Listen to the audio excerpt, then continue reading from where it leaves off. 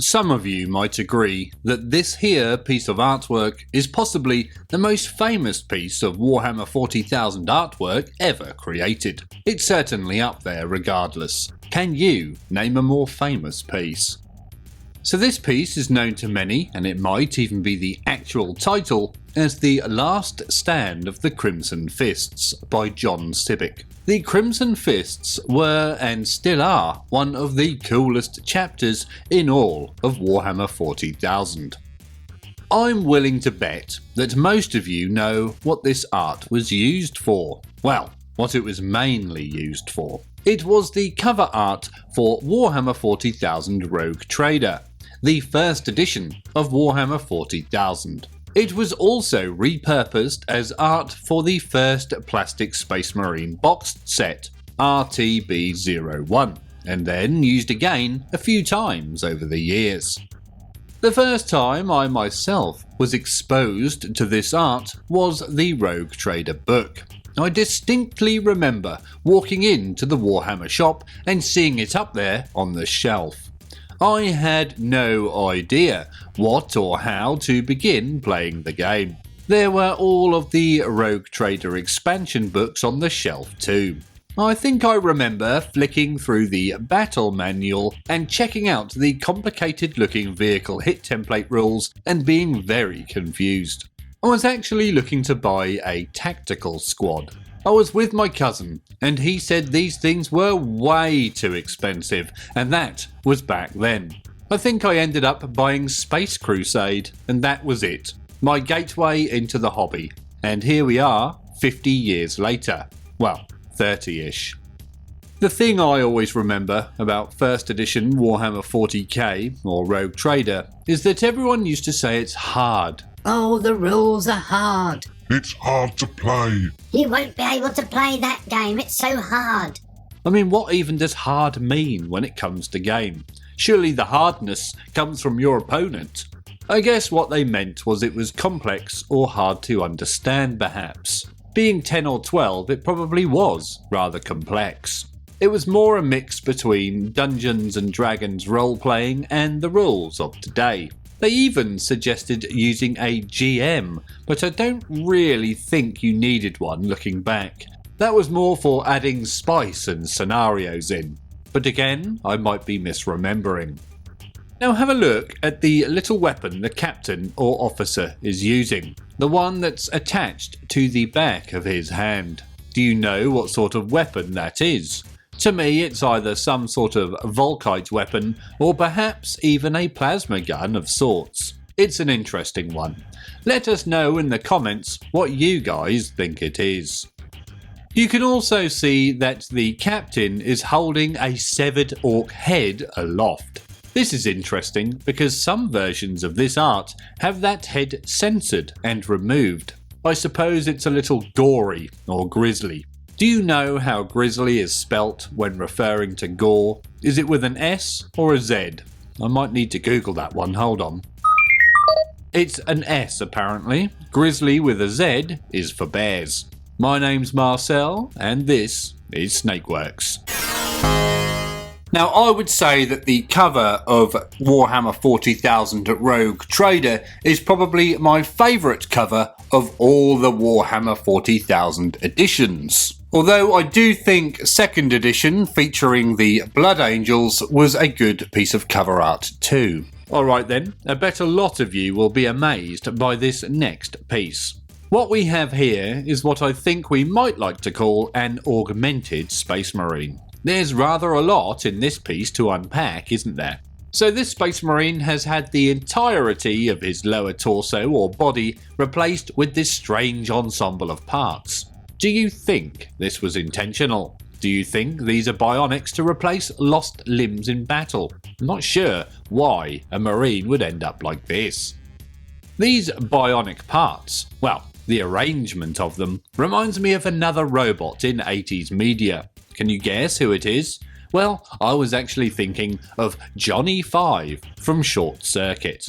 Can you remember those movies? The first one was good if I remember correctly, and the second one I think was a bit shit. Around the height of the Space Marine's waist, just above his roving parts, is a rather large weapon of sorts. Originally I would have said this was a type of las cannon, but now I think about it, the squared off barrel reminds me more of the Adrathic weapons that the Custodes have. If you had to guess as to what weapon this was, what would you guys call it? The weapon the Marine is holding in his left hand is quite different to the usual Marine weaponry. This one looks like it is some sort of telescopic stick, maybe like a power maul, with a chain axe hilt. It's pretty cool, and I'm not sure how it would work though. Sadly, the lack of markings or logos means we're unable to decipher the chapter or legion this Marine belongs to. If you can see any clues, then please let us know your thoughts. If I had to guess, I would say the Iron Hands, because they love to use the bionics. I really like this next piece, and yes, it does feature Space Marines again. A lot of Rogue Trader artwork does.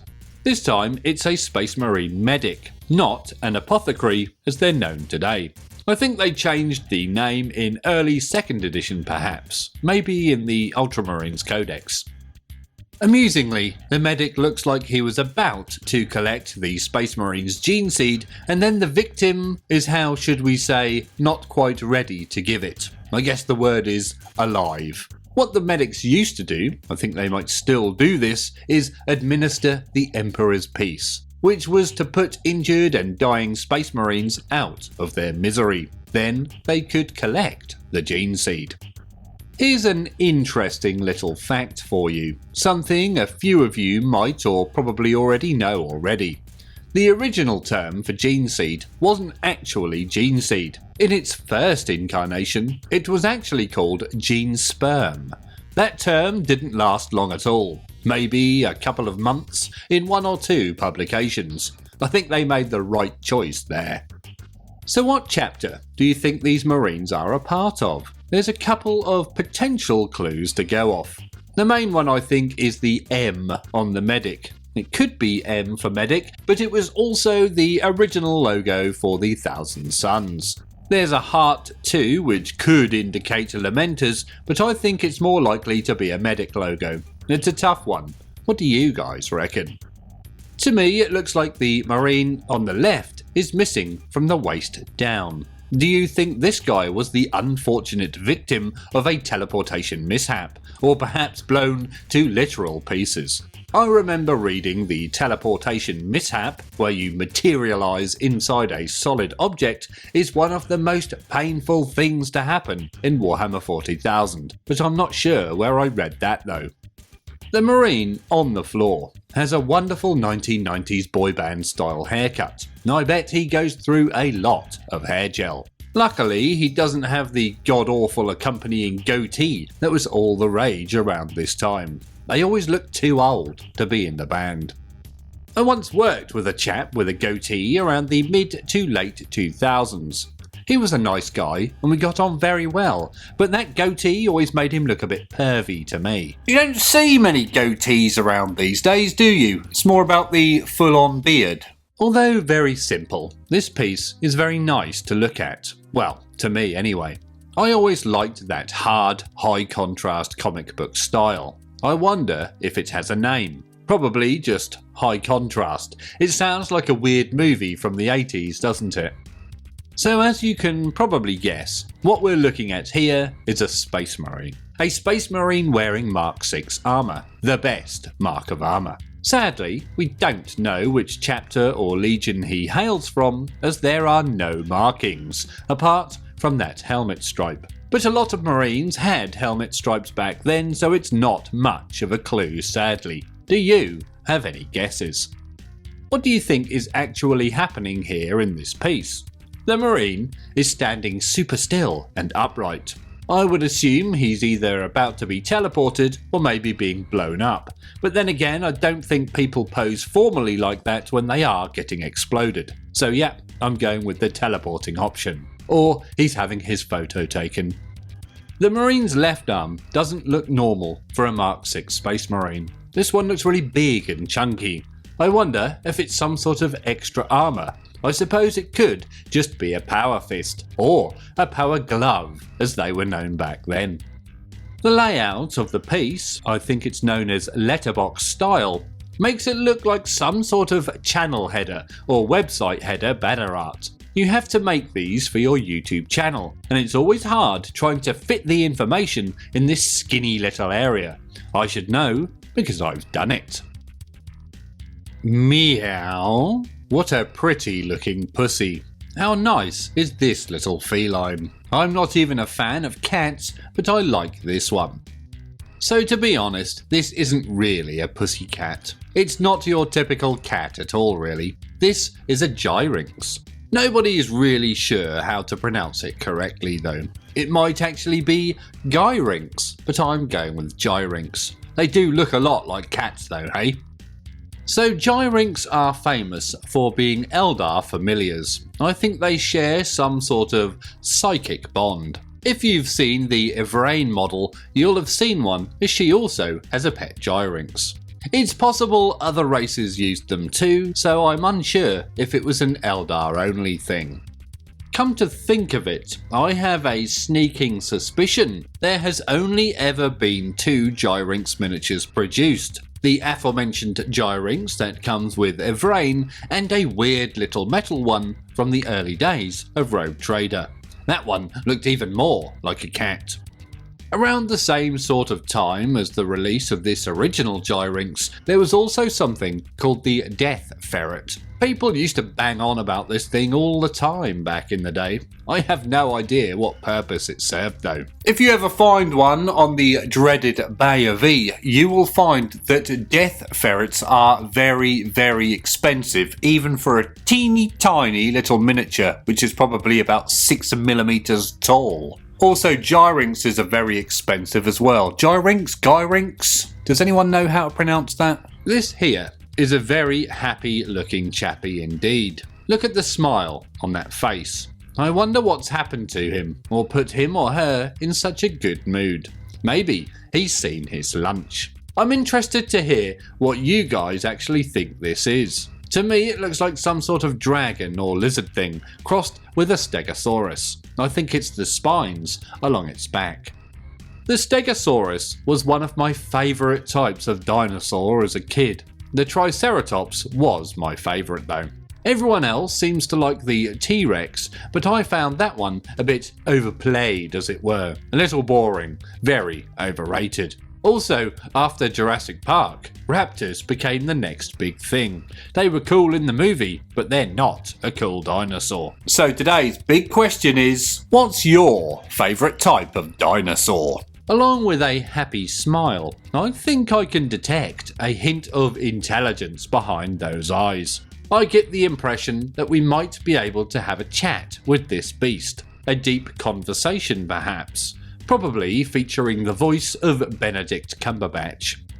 If you were wondering what the actual name of this beast is, well, it's a Grox. Apparently, in the Warhammer 40,000 universe, they're a bit like cows and farmed for food, and I fancy a Grox burger now.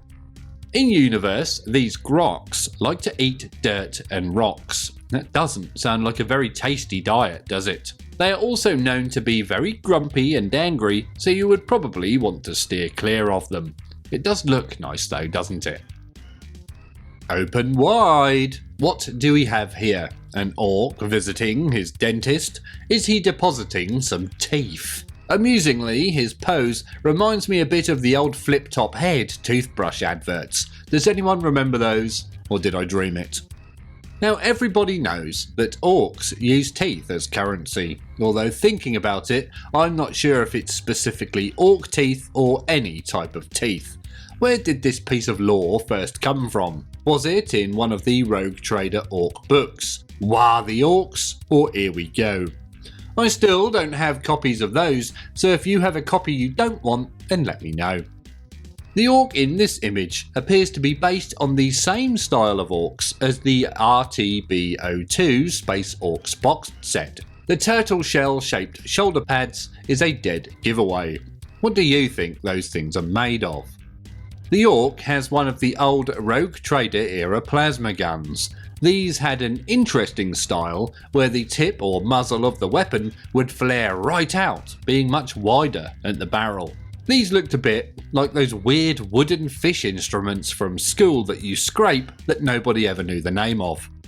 Interestingly, considering just how rare plasma tech is supposed to be in the Warhammer 40k setting, the Orks back then really did seem to have a lot of it. I think the heavy plasma gun was their standard squad heavy weapon back in the day. Well, it was in the first Ork plastic boxed set. Maybe someone should ask the Orks how it works. Or do they just believe it works, and therefore it does? Now, from what I remember, Orks have some sort of psychic ability to make their technology work just by believing it does. Now, when did that turn up in the lore? Was that the end of first edition with those early Ork books, Here We Go and Freebooters and Why Are the Orks and all those things? Or did that happen later on in second edition, or perhaps even later? I'm not an Ork expert, so sadly I can't tell you. I bet one of you guys knows though. Alright then everybody, is anyone up for a game of Conkers? I haven't played it since my school days back in the 1920s.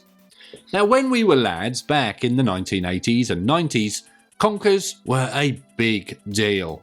Everyone was playing it during Conker season.